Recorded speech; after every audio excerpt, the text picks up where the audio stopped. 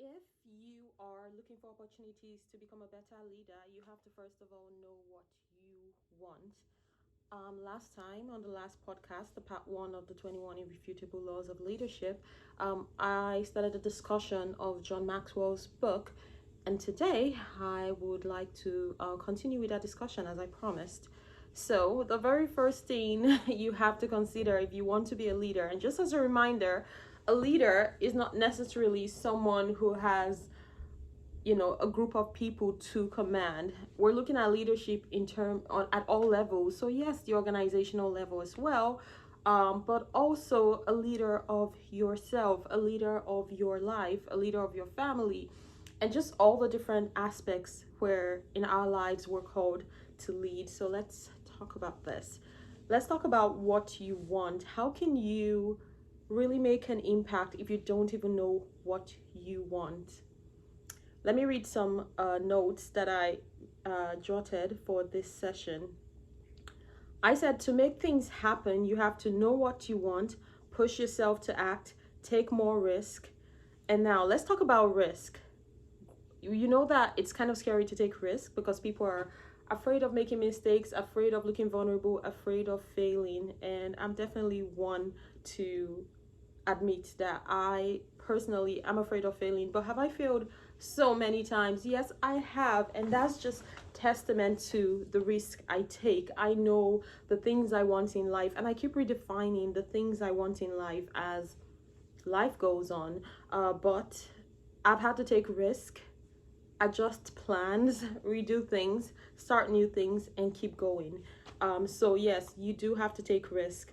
Mistakes will happen. I will tell you this, mistakes will happen, but you have to keep going, because if you're going to live a life that's worth something, that's fulfilling to even you, a life that you can be proud of, those moments will come when you overcome some of your greatest risk.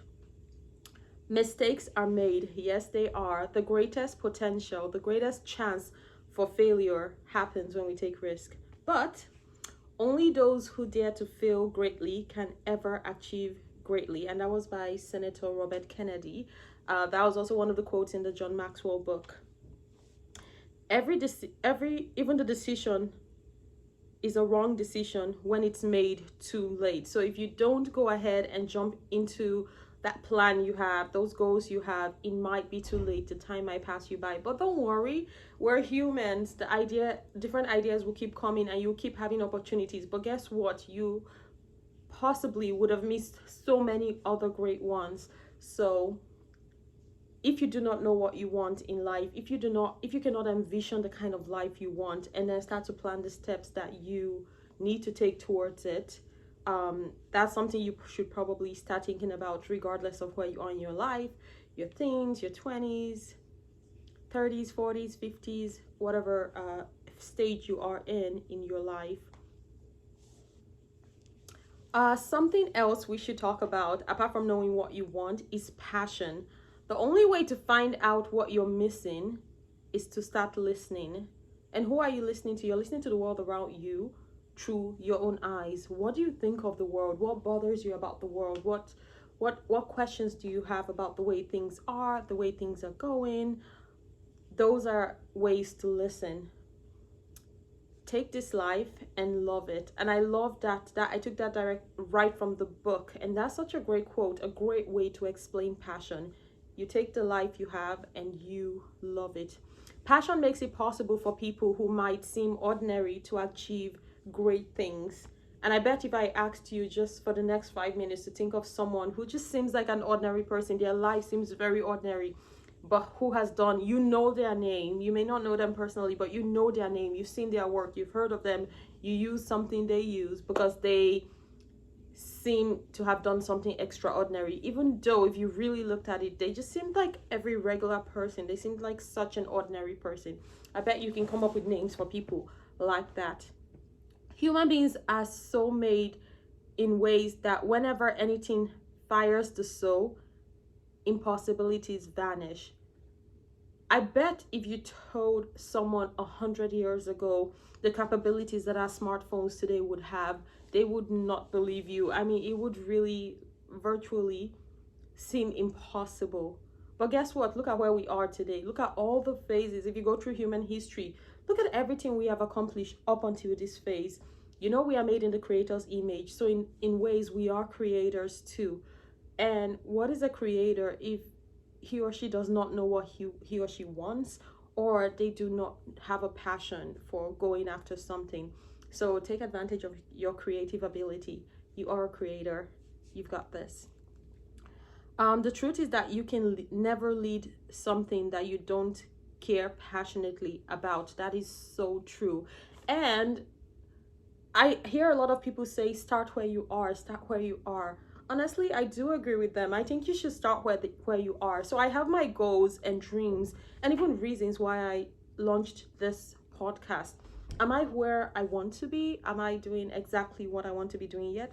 Not yet, but I do know I'm taking steps towards it. I am starting where I am with what I have right now, and I believe the rest will follow, because like I said, it's all about knowing what you want, passion, following through.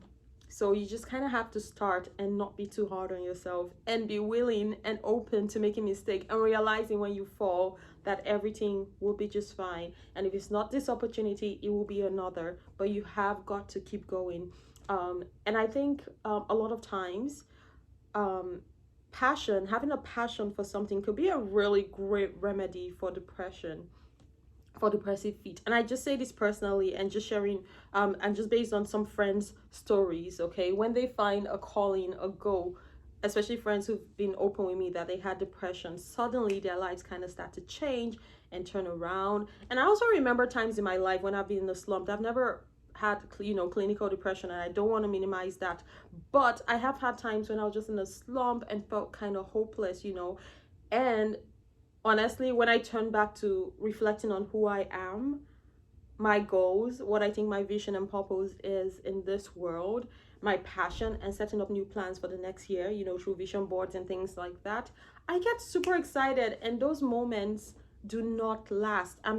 I suddenly bounce back. So yes, passion is definitely an invaluable trait if you want to be a good leader, if you want to lead, if you want to have something to lead.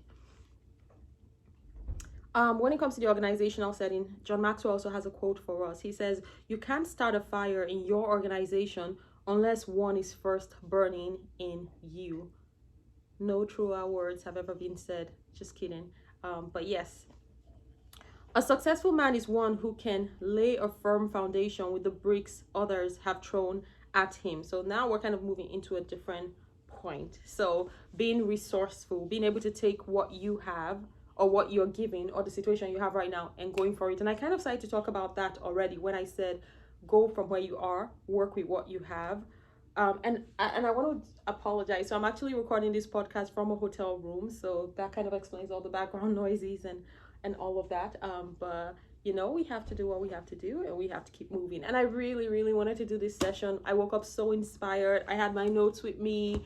I've been going over them, and I was like, let's go for this. So let's talk more about resourcefulness, right? And also passion. So all of these things kind of tie together. Genius is 99%, and Thomas Edison actually said this. Remember the guy who created the light bulb, who is famed to have tried so many times and never giving up, and thanks to him we have electricity today. We discovered electricity thanks to Thomas Edison. He said genius is 99% perspiration, hard work and sweat, and 1% inspiration. Do you guys agree? So let's talk about it in the comments.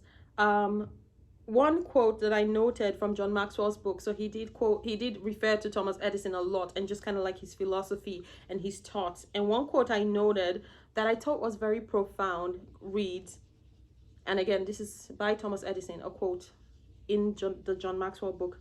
He said, "If the only thing we leave our kids is the quality of enthusiasm, we will have given them an estate of incalculable value." How profound is that? When you can leave your next generation, your children, with the gift of being excited about things.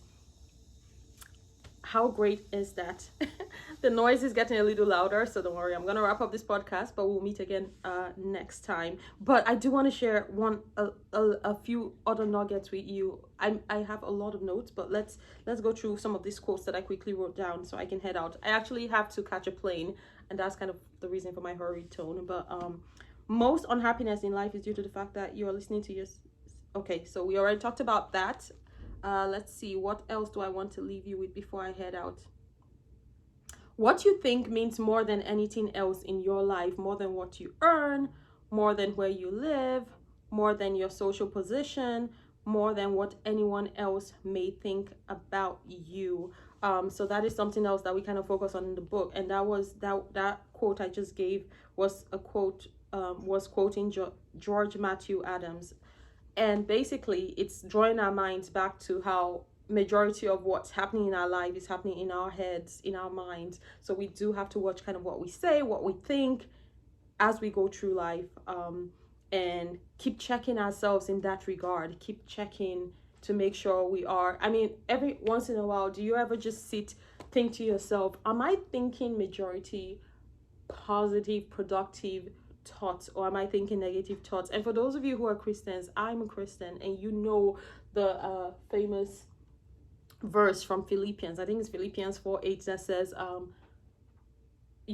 that kind of cautions us to think about things that are loving, things that are pure, things that are kind, things that are joyous, that are great. So things that bring joy, things that make us happy, things that are pure, things that are clean, and kind of cautions us to think about those things, that those are the things we're thinking of. But guess what? Our mind has the tendency to wander to where it wants to go.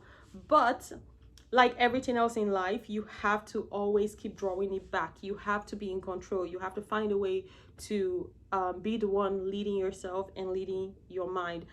And this is on a different note. So that's all I have for you today. But I just heard this morning, I was listening to Go Cast, I think is what that video is called, what the YouTube platform is called, that posts really inspirational video. But I was listening to Go Cast, and they were talking about the 5-second rule, okay, and I was really inspired by that. So he talked about how your mind, if a great idea comes to your mind and you don't act on it within 5 seconds, your mind has a way of sabotaging your plans, because your body, your mind, all of you is designed to make sure you don't go through harm.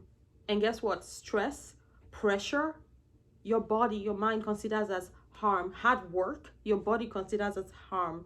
But you do have to break past that and break through that. So when you have a great idea, you will never ever feel like getting up and just doing everything that you need to do. It takes mind work. So you do have to get up, get your mind ready, and push against yourself.